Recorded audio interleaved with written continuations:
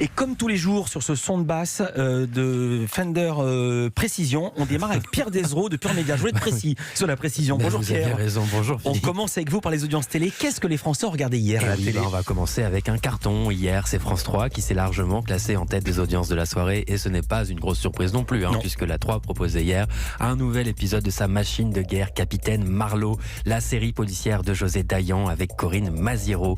Un épisode auquel participait Kad Merad et qui a été suivi par 6 700 000 téléspectateurs, 29% de part d'audience.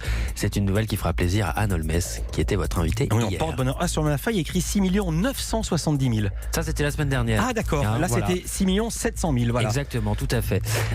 Donc, ça marche toutes les semaines.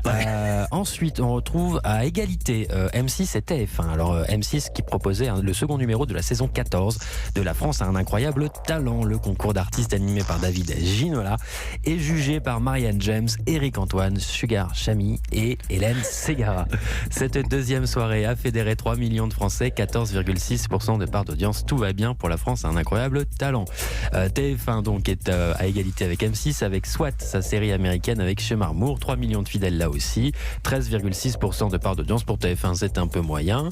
En quatrième place, au pied du podium, on retrouve France 2, la 2, qui pariait sur le magazine Les pouvoirs extraordinaires du corps humain, animé par Michel Simès et Adriana Carambeu. Une émission qui était consacrée hier aux plantes qui font du bien. 1 700 000 curieux ont passé la soirée devant la 2, 7,8% de part d'audience. C'est beaucoup moins que le précédent numéro du magazine. Et puis, Pierre, il y a aussi beaucoup de documentaires inédits hier à la télé. Oui, le documentaire est un genre prolifique qui se porte bien et c'est plutôt une bonne nouvelle. Hier, il y avait 3 documentaires très attendus sur 3 thèmes différents. Et France 5 a cartonné avec le documentaire djihadiste français, La part du monstre. Un document du grand reporter de guerre Kamal Redouani qui a enquêté pendant 12 mois sur le parcours de vie sous le califat des djihadistes français en Syrie. 1 100 000 téléspectateurs, 4,7% du public.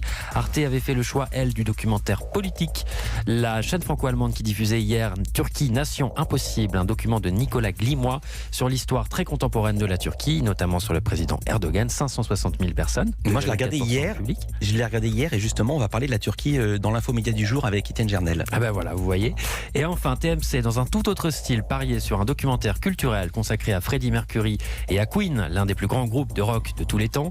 Ça s'appelait Bohemian Rhapsody, la vraie histoire de Queen, et 600 000 téléspectateurs, 2,7% de part d'audience. Et j'en ai vu un bout, on apprenait que la presse les défonçait, les détestait Queen à la grande époque. Maintenant, tout le monde dit que c'est formidable, mais à l'époque, ils détestaient. Vous voulez aussi nous parler d'un peu du replay aujourd'hui? Voilà, un petit mot, parce que les usages et les modes de consommation évoluent. La télé, ce n'est plus forcément le rendez-vous de 21h bien installé dans le canapé. Elle peut parfois se consommer avant, c'est le preview, et surtout après, c'est le replay.